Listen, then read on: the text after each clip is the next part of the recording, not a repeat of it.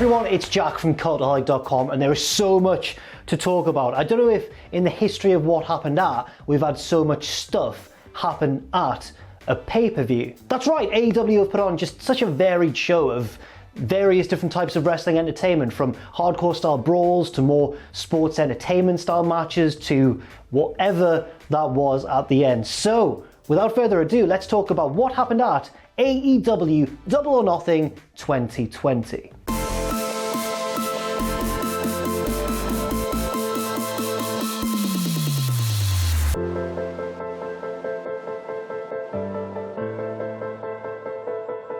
First of all, a massive thank you to every single person who watched Adam Paciutti's live streamed reactions of the event, and all the donations, of course, from that will be going to Mind, given the whole situation, the very tragic situation involving Hana Kimura. And there were nice tributes throughout the show to both Hana Kimura and Shad Gaspard. A very sad week for wrestling, but this was on the whole a very positive show. So hopefully we can celebrate their lives and celebrate wrestling, and I think it was an appropriate way to handle the situation. First of all, a brief mention of the pre-show match, the number one contendership tag team match between the Best Friends and Private Party. There was a lot of back and forth, fast-paced, high-flying action in this match, and I think it did have the potential to be a very good tag team match, but unfortunately, just a few of the spots didn't quite come off. There were a few sloppy mistakes here and there. Part of that could potentially be down to a lack of practice from Private Party, because of course, even though the Best Friends have been wrestling quite a lot during the lockdown era, Private Party really haven't been, so you could kind of chalk it up maybe to a little bit of ring rust. The Best Friends picked up the win, and they are now the number one contenders to those tag team titles, held currently of course by Hangman Page and Kenny Omega. Now onto the main portion of the show, and we start things off with the big casino ladder match. Whoever climbs the ladder and grabs the big poker chip becomes the number one contender to the AEW World Championship. There's staggered entry in this match, kind of like a Royal Rumble, and it just so happens that the first two entrants are teammates. They're both in the SCU stable. That's right, it's Scorpio Sky and Frankie Kazarian. They wrestle back and forth for a bit until the next entrant is revealed. They come out at 2-minute intervals, and it's none other than Kip Sabian. Sabian just stands on the ramp and distracts the two men in the ring so that his mate Jimmy Havoc can get in from the back with a ladder and attack both of them. His attack is a little bit effective for a while, but eventually SCU turn the tide and Havoc gets German suplexed into the ladder in the corner. The next man in is Darby Allin, and he sets up for a ludicrous spot on the outside, setting up one of his opponents, I think it was Sabian, on a ladder bridge. He climbs the ladder with his skateboard, a big ladder next to it, and looks to kind of drop in almost like a skateboarder onto the ladder bridge itself, but his opponent moves and Darby just crashes and burns. It's a really nasty looking spot. That boy is insane. Orange Cassidy is the next man out and wanders lazily over to commentary, asks them to explain the rules of the match, and they do, and he's just so annoyed that he's got to set up a ladder. It's just too much effort for Orange Cassidy. He gets in the ring eventually, does a few comedy evasions of people's moves. The next man out is Colt Cabana. They do a couple of little comedy spots between the pair of them, but neither are able to get close to that poker chip hanging above. The next person out is Joey Janela, obviously Phoenix's replacement, because Phoenix sadly got injured and couldn't make the match. Janela runs wild. He's diving over crowd barriers. He's taking out everybody in the ringside area. And then the penultimate man in the match comes out, and it's Luchasaurus, leaving us just with the one mystery man left. And it's none other than former Lucha Underground and former Impact Wrestling star Brian Cage. Massive Brian Cage. And if that wasn't intimidating enough, he is joined by the man who appears to be his manager, or at least his mentor, Taz. Cage rips up a ladder during his entrance. It's the proper Kane debut, ripping the door off the cell. He rips up a ladder, gets in the ring, and just deals with everybody. He goes to climb, Orange Cassidy jumps on his back. He just climbs anyway with Orange on his back. But everybody else teams up, they drag him down, and they just beat Brian Cage on the canvas. But every single other man in the match has to team up to do so. The rest of the competitors drag him to the outside and bury him underneath ladders and just various bits of furniture, and then they all drag over a massive poker chip, a big heavy part of the set, and drop that on there as well to just kind of seal him beneath the rubble. Owen, who's editing this video, made a very good point. Why is Orange Cassidy helping them carry the big poker chip? He should just be off in the corner playing on a Game Boy or something. But Cassidy does get a bit of free space to climb the ladder. It looks like he might do it, but Kip Sabian's up opposite him, but Orange knocks Kip Sabian down. But here comes Penelope forward interfering. She heads up the ladder and goes to knock Orange Cassidy off. He catches one hand, catches the other one, and then just lets go, and she falls down into the corner. So here comes Jimmy Havoc to interfere now on Sabian's behalf once again, choking Orange Cassidy with his tie. He was wearing a suit before, so he's taken off his tie, he's choking him with it, but here come Chuck and Trent, the best friends, to save their boy. Really nice little detail here. Chuck didn't have anything on his feet because he'd taken his boots off because they were getting changed presumably after their match. It's the little things, isn't it? Cassidy bravely, stupidly, tries to do a big choke slam on Luchasaurus, and surprise, surprise, he can't manage to get him off the floor. But here comes Marco Stunt interfering now with a tiny little ladder. He scales that, and him and Luchasaurus both do a big double choke slam to Orange Cassidy. Joey Janela then Death Valley drivers somebody, it might have been Orange Cassidy, might have been Marco Stunt, I can't quite remember. He Death Valley drivers a slightly smaller opponent off the apron onto the pile of rubble beneath which Brian Cage is trapped. It's a brutal spot and it looks nasty. But Luchasaurus doesn't care. Like Braun Strowman, he kind of rises from all the debris, he tosses the weapons aside, gets in the ring,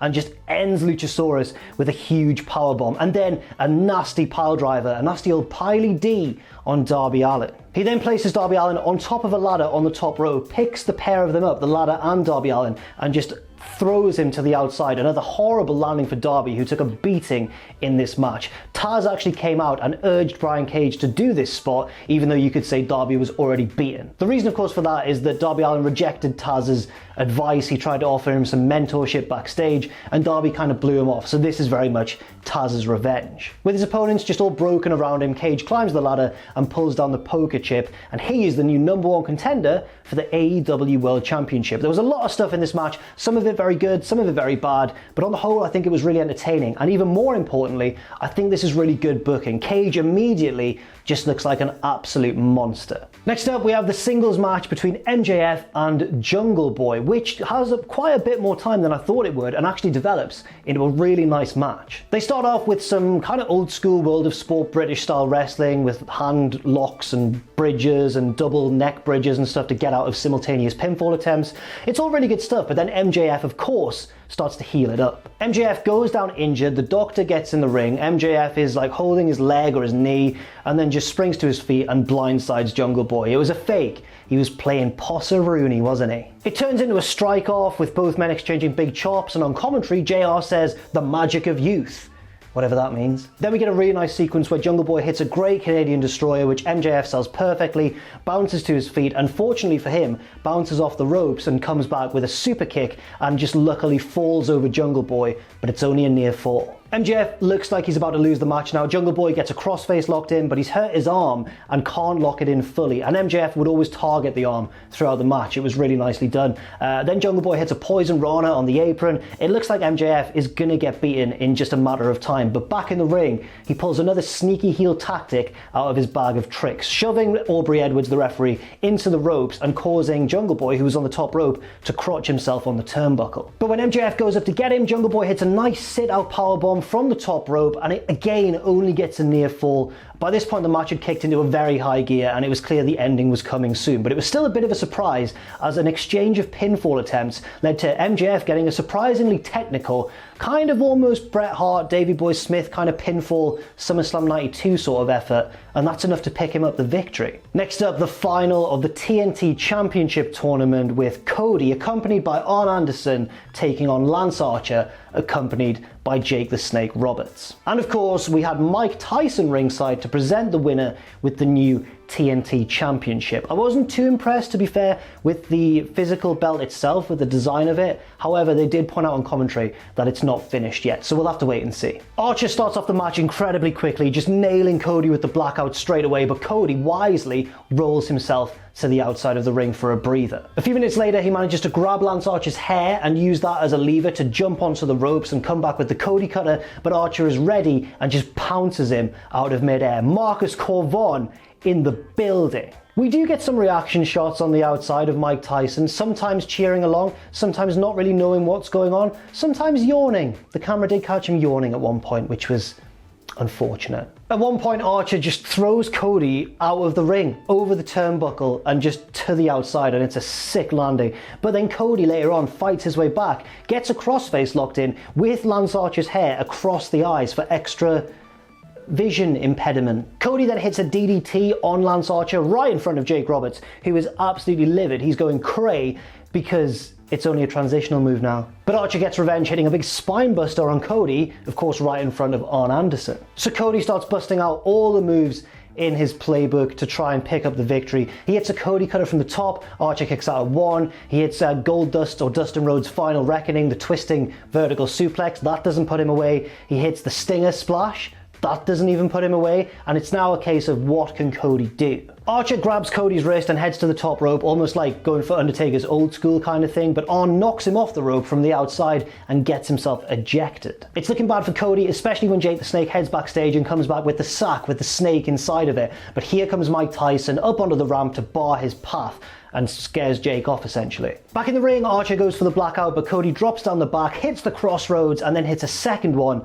and that is enough to pick up the win. Cody Rhodes is your inaugural TNT Champion. Next up, the match that was supposed to be Kris Statlander versus Dr. Britt Baker, DMD, but unfortunately, of course, Britt was injured on Dynamite this week. We don't yet know how severe that is, but it's not looking particularly good. Apparently, she will update us on her condition on next week's episode. However, her replacement in this match is Penelope Ford. Ford is accompanied, of course, by Kip Sabian, but he's on crutches and he's all banged up from the ladder match, which is a nice touch. I like to see that sort of thing. And again, it helps remind us of what a monster Brian Cage is and how scary it is that he is now the #1 contender. This match doesn't go too long. It's obviously a bit of a filler match now that, you know, Penelope Ford's in instead of Britt Baker and there's not as much of a storyline there. However, they do put on quite an ambitious effort. Unfortunately, there are 1 or 2 miscommunications here or there, but if this is one of the weakest things on the show, then it's a pretty damn good show, because it wasn't horrible by any means. Sabian cannot get involved as much as he often would like to, of course, because he's on crutches and he's not as mobile around the outside of the ring, and this may be why Penelope Ford doesn't pick up the win. Instead, it's Statlander who gets the victory with a Blue Thunder Bomb and the Big Bang Theory, and that's enough for the pinfall. Next up, Shawn Spears is out for his match against Dustin Rhodes, a late addition to the card. After on Dynamite this week, Spears did a fake sort of news update saying that Dustin had actually retired. Spoiler alert, he hadn't. Spears is out in a suit, and you're thinking, like, why is he in a suit? Isn't he meant to be wrestling? He gets on the mic and explains it's because Dustin is at home washing his ring gear. But then Dustin's music hits, and Spears is like, oh no, here he comes, he's not retired at all. Except it's just a ruse, it's just a little jokey joke by Shawn Spears to get us all excited. Spears demands that Aubrey Edwards start the 10 count, and she does. Then Dustin's music plays again. Spears is like, whoa, guys in the production truck, I told you, only play the music once.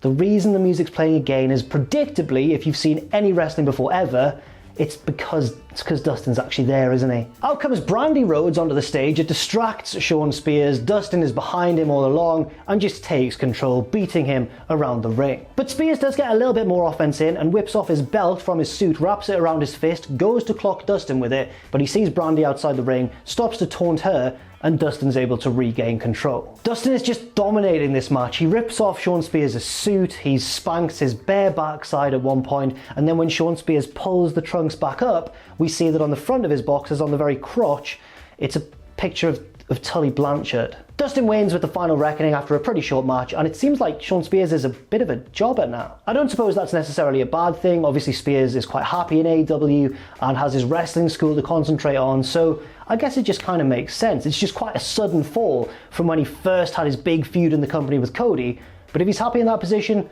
then best of luck to it. Next up, the AEW Women's Championship match. No DQs, no countouts. It's Nyla Rose, the champion, defending against Hikaru Shida. Nyla Rose has Hikaru Shida's kendo stick still and just dominates with it early on before throwing it away for no reason, Nyla. A lot of this match is spent brawling in the crowd. At one point, Nyla puts Shida through a poker table in the crowd.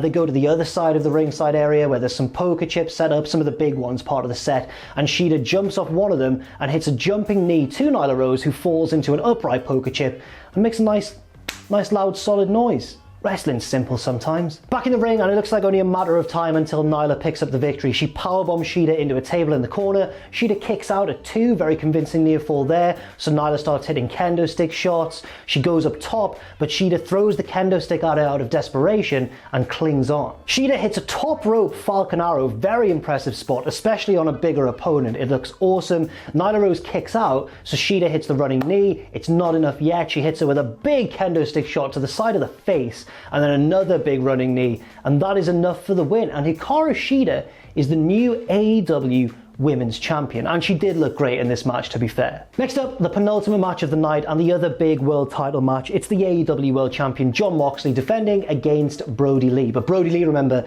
is in physical possession of the belt. This has a big match feel. There's a line of security guys in the ring separating the two, like before a particularly heated boxing match or something, and I'm just hoping for Jon Moxley to jump the line of security to get to Brodie Lee. Unfortunately, he doesn't jump the line.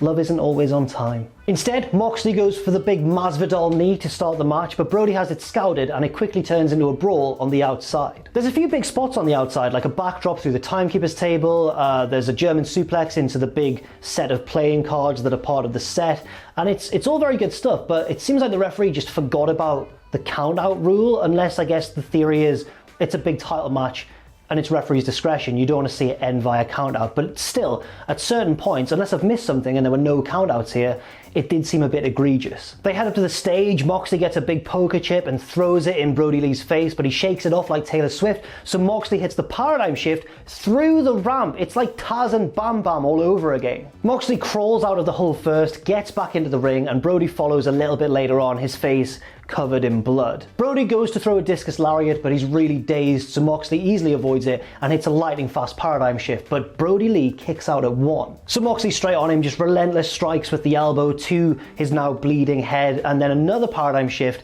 and Brodie Lee kicks out at 2. What is this, WrestleMania 36? So Moxley busted out a bit of a unique finish, and I really liked it. It was something different. It harkened back to the feud with Hager and Moxley's MMA training, whole angle to do with that feud.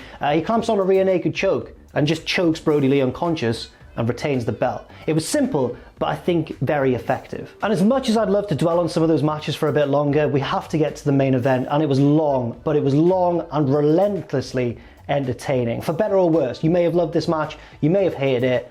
Personally, I thought it was really well done in the most hilarious, over-the-top way. It was the Stadium Stampede match, of course, between the Elite and Matt Hardy and the Inner Circle. They get football entrances from the sides of the stadium and the smoke and fire and everything, and cheerleaders, and the Inner Circle are wearing matching uniforms like the Globo Gym Purple Cobras, but it's red and black, and it's just hilarious. And then Aubrey blows a whistle and they all charge down the field at each other, and you can tell this is going to be ridiculous. But while everyone's brawling, it becomes very apparent that Hangman Page has not made his entrance with the rest of the Elite. The other members of the Elite look worried about this, but Kenny Omega looks quietly confident. He's like, Hangman will be here, and then they all charge into the fray. The reason that Hangman was late is because he turns up on a horse and chases Sammy Guevara down the field. Sammy's getting flashbacks to that backstage brawl with the golf cart, excuse me, and he just runs all the way out of the arena, out of the stadium, to the backstage sort of players' concourse area. The brawl continues around the sort of 50-yard line where the ring is. There's a few signature spots hit in the ring. Sammy comes back having evaded Hangman. Everyone starts doing dives to the outside, and then down one end of the field, Matt Jackson gets a ladder, uses it to climb up onto the goalpost and moonsaults off onto a few opponents below. It's one of several really dangerous, risky looking spots in this match. Eventually we cut back to Hangman on his horse, just kind of wandering through the corridors of the stadium. He can't find Sammy Guevara, so he gets off his horse and heads to the bar. More on Hangman later on, but we throw now to the upper levels of the stadium where Santana and Ortiz slam Kenny Omega through a table. They've dealt with him, and now they've got their sights on Matt Hardy. They throw Matt Hardy in the pool and go in after him, and Santana's like, come on Ortiz, and Ortiz is like, I can't swim, and he gets in there, but he's very hesitant, and the water comes up to like there. They dunk Matt's head in the water and ask the ref to ask him if he gives up, even though his head's in the water, and then they pull him out, and it's like the Lake of Reincarnation. Now he's vintage Matt Hardy, and he's going, they dunk him again, and now he's version 1. And there's some Matt facts at the side of the screen as well. It's like Matt can hold his breath for 436 seconds, and he's underneath the water, there's a camera there, and he's just posing for the camera. He's not worried at all. Eventually they pull him out again, and now he is broken Matt Hardy, of course, and he chases them out the pool and incapacitates both men. He ties Ortiz to a wheelchair and then locks Santana in an icebox. And this would begin a theme of the match, which is Inner Circle members being incapacitated in various ways. Hager finds the bar that Hangman is in, and at first it looks like they're going to get along. They sit side by side at the bar, it looks like they're going to share a drink together, but it quickly turns into a bar brawl. And there's all the classic cowboy movie tropes here. There's someone getting slammed onto the pool table, there's being slid down the bar and all the bottles breaking on your face. Just when it looks bleak for Hangman though, here comes his tag partner Kenny Omega to turn the tide. They smash various bottles of the bubbly over Jake Hager's head, and then Kenny gets on his hands and knees, or kind of just hunches over I guess, and Hangman uses him like the ring ropes to flip into a buckshot lariat, which sends Hager over the bar, and they've beaten him. They've pretty much won. Hangman goes behind the bar, he pours Kenny a glass of milk, Kenny pours Hangman a shot of whiskey, they clink their glasses, and it looks like they're all friends again, which is really nice. But at this point I'm screaming, just pin him, pin Hager right now. Of course, there's still more to be done in this match, but in terms of logic, why didn't they pin him right? Why am I talking about logic in this match? Back to the field now, and Matt Jackson has started Northern Lights suplexing Sammy Guevara all the way down the 100-yard length of the field. Meanwhile, we cut to Nick Jackson, who's just pelting Chris Jericho with footballs.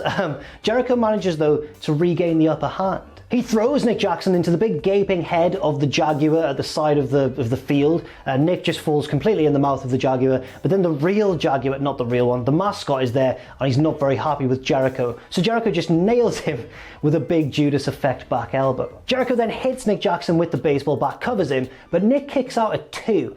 So Jericho throws the challenge flag, obviously, and demands that Aubrey take a look at the replay. We're going to VAR, everybody. It is, of course, determined that Nick did get his shoulder up at 2, of course, and we go back to Matt Jackson, who finishes Northern Lights suplexing Sammy Guevara down the field and scores effectively a touchdown with him before then spiking his head in celebration into the turf. Matt then dances like Alex Wright, and the referee is not impressed with that and flags him for excessive celebration. So Matt super kicks the ref, and then the Bucks team up on Chris Jericho. They put him on a table, Nick heads into the stands, runs down the stairs and jumps out of the stands, putting Jericho through the table below. Very dangerous spot, but he pretty much nailed it. Hangman comes along with the line marker and draws just a nice line up Jericho's body. He is down and out, and Sammy Guevara is the only member of the Inner Circle left. He is crawling down the field in a daze after suffering 100+ Northern Lights suplexes from Matt Jackson, and he crawls over a sprinkler which just goes off in his face and kind of wakes him up actually, and he thinks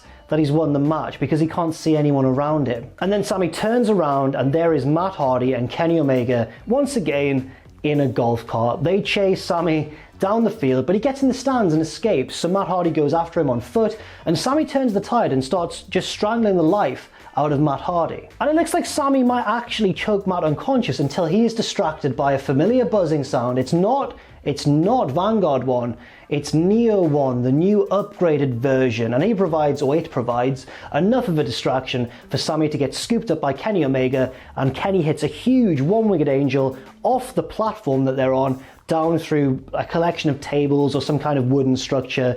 It's the big climactic finish to the match, and of course, it's enough for the 3 count. The Elite celebrate with Gatorade, it's got the Elite logo on top of the stadium on the big Tron, and fireworks go off, and it's a big happy ending to generally a very positive babyface dominant show. So that is it for, I'm knackered, that is it for what happened at AEW's Double or Nothing 2020. Thank you very much for watching this video. Let me know what you thought of it in the comment section down below. I've been Jack from Cultaholic.com. Stay safe out there, stay positive of course, and I'll see you very soon.